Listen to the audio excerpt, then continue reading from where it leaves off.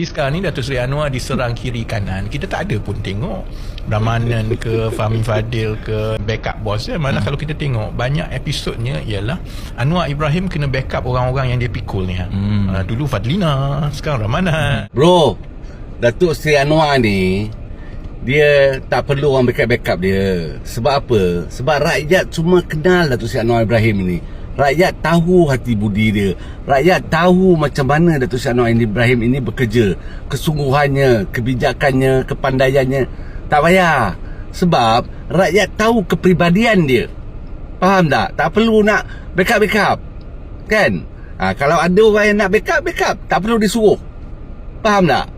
Dan aku tak pernah tengok lagi pun Datuk Seri Anwar Ibrahim backup orang-orang dia di bawah.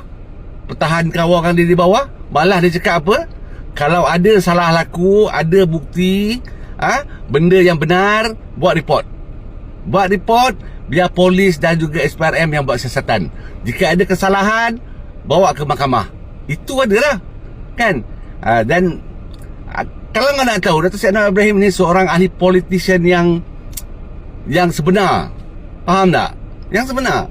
Sebab macam mana pun orang cakap, macam mana pun orang tuduh dia, orang fitnah dia, orang caci dia, dia tetap sabar dan dia tak koyak. Faham? Dia tak adalah nak merajuk kan, macam ada seorang tu, betul tak? Berapa kali dulu ada sekali merajuk hilang, lepas tu comeback pula dengan Ayuh Malaysia. Lepas tu ini merajuk lagi. Sebab apa? Sebab tak di backup. Tak nak backup. Tak nak dipertahankan. Itu ada.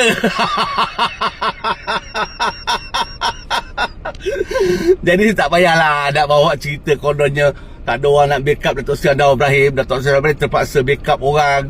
Tak ada. Datuk Seri Anwar tak ada backup orang.